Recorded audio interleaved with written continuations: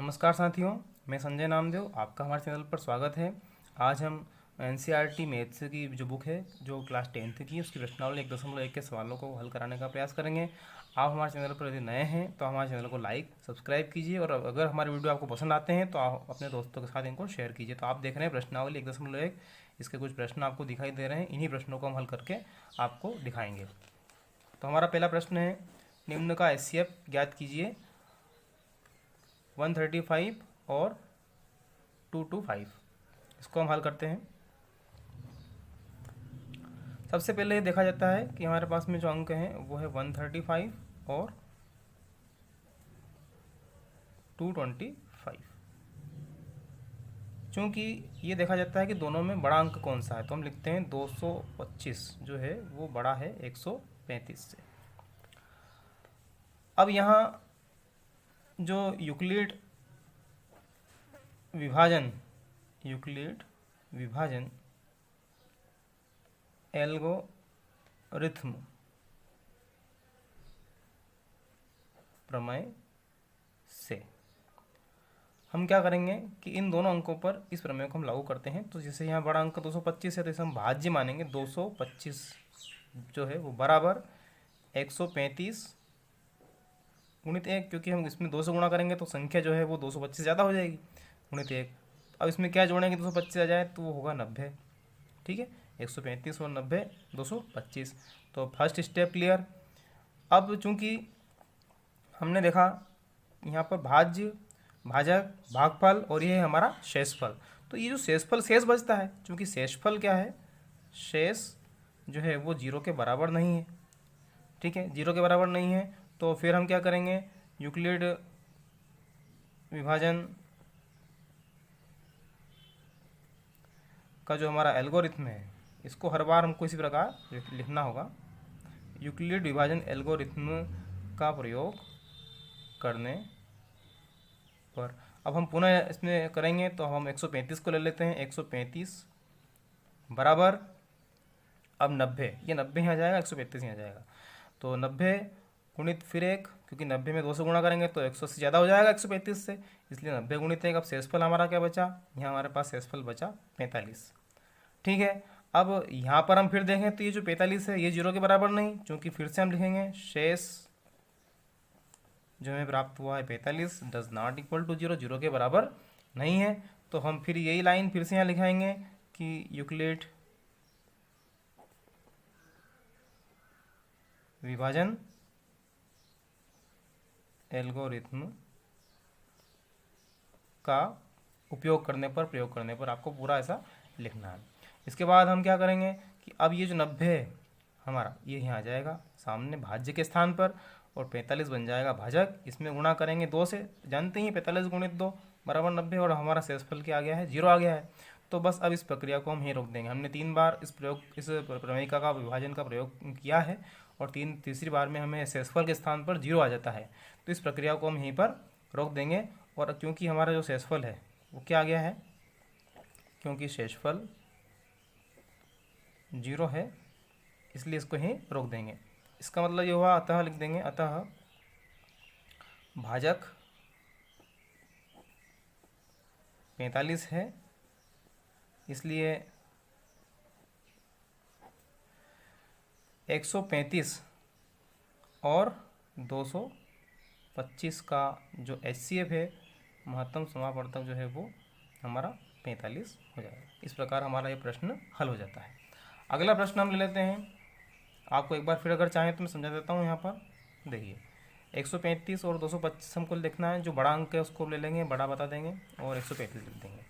Euclid विभाजन algorithm से हम क्या कहेंगे कि जो बड़ा अंक है वो भाज्य है, जो छोटा अंक है वो भाजक है। अब इसमें ऐसे इसको एडजस्ट करना है कि 1 का या 2 का गुणा करके और शेषफल जो आ रहा है उसको ऐसे लिखा जाता है। तो एक हमारा यहाँ पर क्या है, जो भागफल है, और शेषफल जो 90 आया है ये हमारा शेषफल है।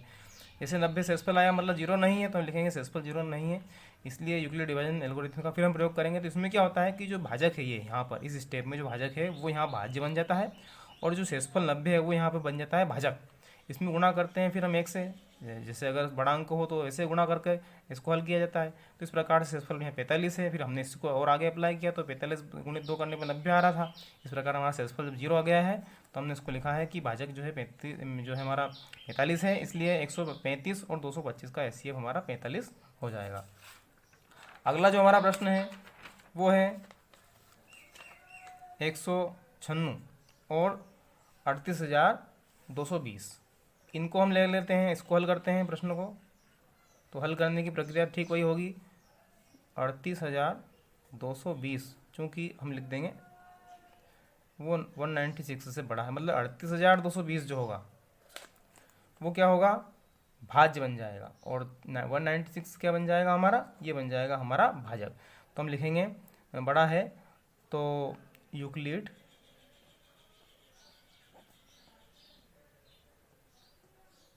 विभाजन एल्गोरिथ्म का प्रयोग करने पर। तो लिखेंगे 38,220 बराबर 196। इसको आप हल करके देखना, मैंने रफ में हल करके देखा, आप रफ में हल करेंगे 195 से इसको मल्टीप्लाई करेंगे, गुणा करेंगे तो ये आ जाता है और शेषफल हमारा शून्य ही बचता है। मतलब यहाँ एक बार में ही हम एक ही बार प्रक्रिया को अपनाते हैं, इस प्रमेय का एक बार ही प्रयोग करते हैं, हमारा उसका जो आंसर है वो शून्य आ जाता है, शेषफल जो है वो शून्य आ जाता है। इसलिए इसको चूँकि यहाँ पर शेषफल जो हमारा आया है वो 0 है, इसलिए इस प्रक्रिया को यहीं रोक देंगे। और इस स्थिति में हम लिखेंगे अतः जो हमारा भाजक है वो क्या आया हमको, भाजक हमको आया 195 यहाँ पे हमारा जो है वो भाजक है, सॉरी 196 है ना, 196 हमारा क्या है, भाजक है।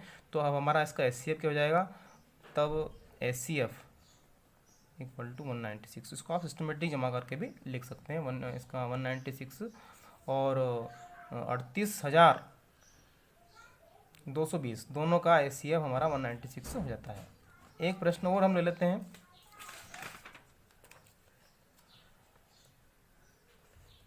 867 और 225 का एचसीएफ हमको ज्ञात करना है। तो यहाँ पे हम लिख देंगे हल।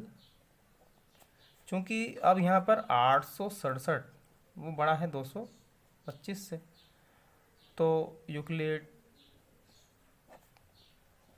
विभाजन एल्गोरिथ्म से, मतलब उसके प्रयोग से हमने देखा कि 867 जो बड़ा है इसको ये हमारा क्या बन जाएगा, भाज्य बन जाएगा। और 225 जो है हमारा भाजक का भागफल क्या होना चाहिए, तो देखिए इसमें 3 से गुणा करेंगे और उसमें ऐड करेंगे 102 को। हल करके देख लेना आप, तो ये स्टेप आएगी। हमारा शेषफल यहाँ पे आया है, जो शेषफल हमारा जो 102 है वो 0 के बराबर नहीं है, इसलिए पुनः यूक्लिड विभाजन एल्गोरिथ्म से फिर से हम इस प्रमेय का उपयोग करते हैं। तो अब की बार हमारा 225 जो है वो भाज्य हो जाएगा और 102 जो है वो भाजक हो जाएगा। अब 102 में 2 से गुणा करें हम और 3 से करें ज़्यादा हो जाएगा, और इसमें जोड़ें 51 तो हमारा आ जाएगा। दूसरी स्टेप में भी हम देखते हैं शेषफल 0 नहीं आया, क्योंकि शेषफल जो है हमारा वो क्या है 51 डस नॉट इक्वल टू 0। तो पुनः इसमें हम क्या करेंगे, यूक्लिड विभाजन प्रमेयिका का प्रयोग करेंगे।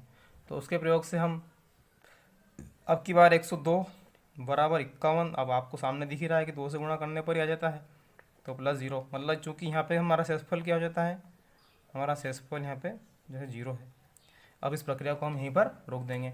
अब जैसे शेषफल 0 आया तो जो हमारा 51 है ना, भाजक क्या है यहाँ पर, जो भाजक है वो 51 है यहाँ।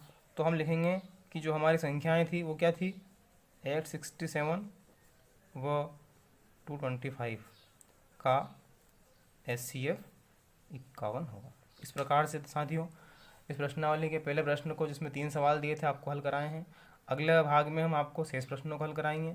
तो आप बने रहिए हमारे चैनल पर, देखते रहिए। और अगर यदि आपको कोई दुविधा समस्या आ रही है तो आप हमारे कॉन्टैक्ट नंबर पर भी संपर्क कर सकते हैं।